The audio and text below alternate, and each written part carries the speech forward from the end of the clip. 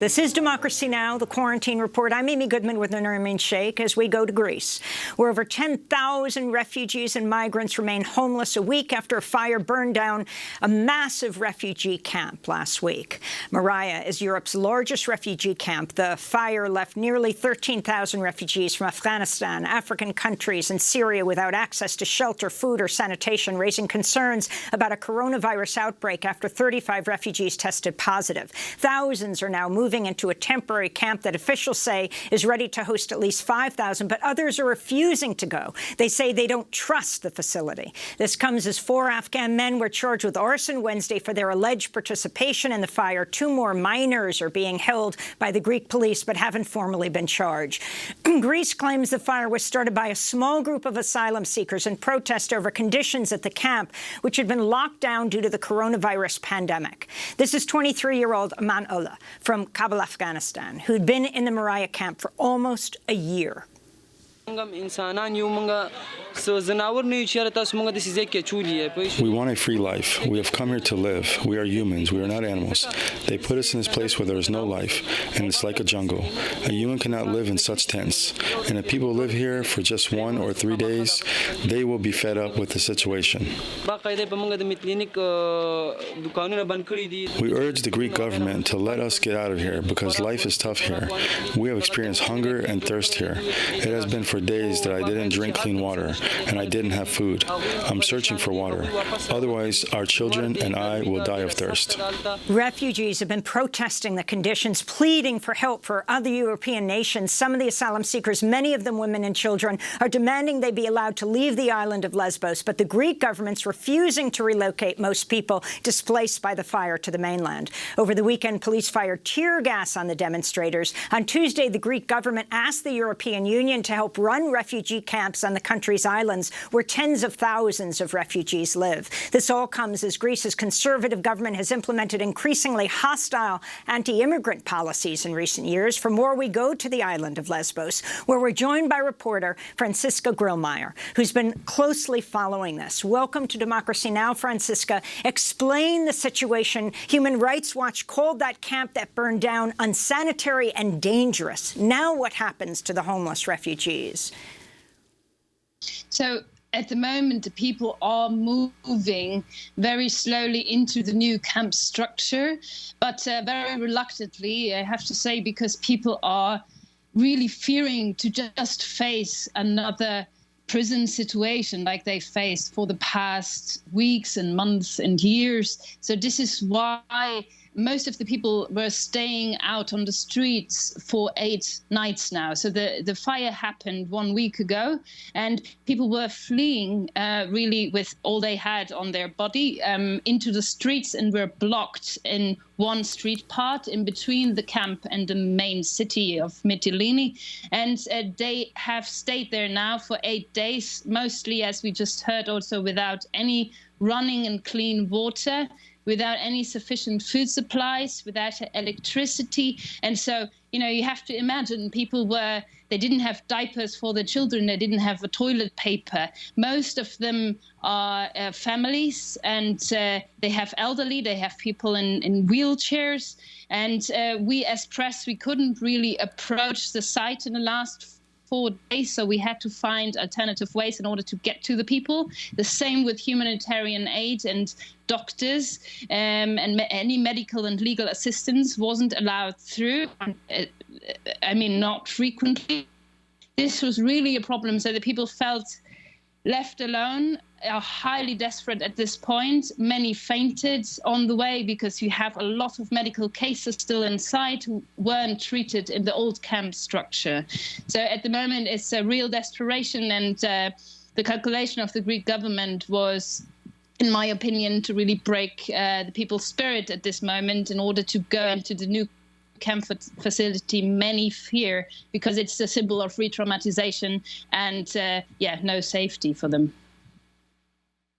Franziska, could you talk about the people who've been arrested, the refugees who've been held responsible for these fires, and also if a fire, certainly of this scale, is unprecedented, or whether there have been smaller incidents in other camps, on various Greek islands.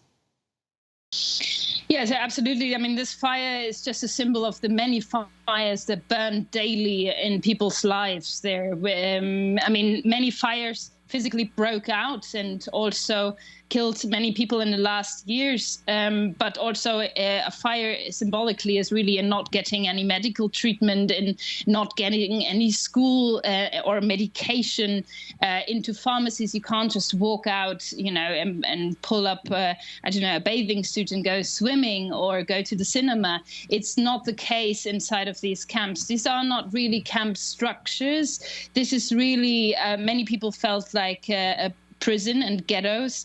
And this was really a foreseeable and dangerous backlash of this political calculation of the European Union to deter people from coming. So you could really feel the camp is architected in a way, or is an architecture of deterrence. So we were really wondering why it didn't go up in flames, earlier in a way that, not that we calculated this catastrophe in, but at the moment, the Greek government is framing people, criminalizing people since years now who are seeking shelter in Europe. And this is also the European member states who are supporting this framing.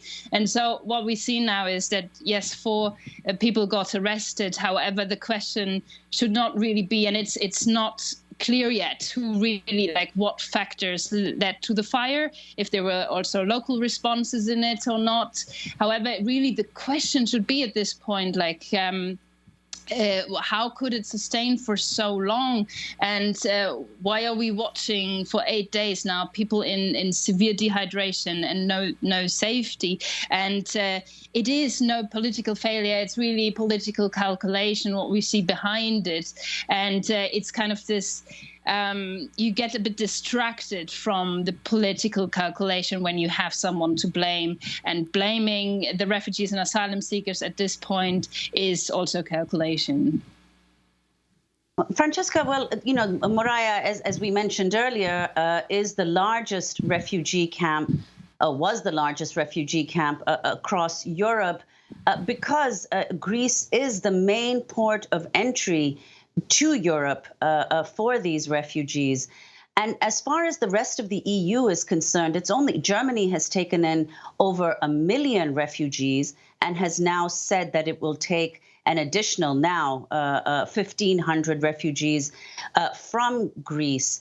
Could you talk about where the remaining countries in Europe stand? Because Greece does bear a disproportionate burden for the care of these refugees, and the 2016 EU-Turkey agreement and how that altered the flow of migrants into Europe. Yes, absolutely. So what we can see at the moment is really the result of an externalization campaign by the European member states, which means that you shift the responsibility absolutely towards the border countries and to the Aegean Islands, as we see it here in Greece at the moment. So not shouldering any responsibility from many member states of the EU and pushing Greece also to the margins. Really pushing them over the brink, actually, in the share they have to take at this point. But also, what we see now is that you really have the European member states saying, well, Greece is the shield of Europe. So, these kind of camps are built on human rights violations. The border deterrence is built on human rights violations at the moment. We see illegal pushbacks carried out since weeks and months now on these Aegean sea strips, which means that the EU member states are actually in favor of Greece's hard stand against refugees and asylum seekers and supporting this. And this is, we've really seen it in the past year now that the Geneva Conventions are not functionable anymore, that after 2016, the EU member states said, OK, we want to control the situation. And they made a deal with Turkey to secure the borders, so much less people arrived in opposite to 2015. So the people were stuck on these islands and had to wait for the asylum procedure to get through. But the problem was that many people, that the bureaucracy didn't work very well, that it's, as I said before, like the whole camp was designed to deter the people from coming. And so there was no political will in order to better the situation for those people, in order to say, well, look, if you arrive in Europe, then you don't necessarily get a better future. And there was always this narrative also of putting me and them, like, of othering. Definitely, it was never like you could really feel that there were fences built around people seeking asylum here in Europe, and it just transformed more and more into a black box where human rights advocates and journalists didn't get enough entry really to cover the violations, the gross violations. And this is what we see now in these last years, and now really culminating into the fire, into also the situation now where people's spirit is really broken in order to go into a closed camp, because this was the strategy of the Greek government from the beginning of this year, saying that they want to transform open structures into prison camps, in a way, into closed structures, so that, Franziska, we have to go. We have 30 seconds. But Nermeen and I were in the what was known as the jungle, the largest refugee camp in France a few years ago. And now we see this camp where the overwhelming majority are Afghans. Can you make the final link? Yes, we're in the midst of the pandemic, but between the refugees and war, the U.S. still involved in its longest war in U.S. history, and that is in Afghanistan, where so many of these refugees are from. So, I mean, yes, it's 79% are Afghan, and mostly Afghan families. And people are really trying to seek shelter at this point. And most of them don't have any safe third country in Turkey also. So there's nowhere to go from this point onwards for them. Franziska Grillmeier, we thank you so much for being with us from the Greek island of Lesbos, where the largest refugee camp in Europe has just burned down. When we come back, we go to Pentagon paper whistleblower Daniel Ellsberg, who just testified yesterday at the extradition hearing of WikiLeaks founder Julian Assange in Britain. Stay with us.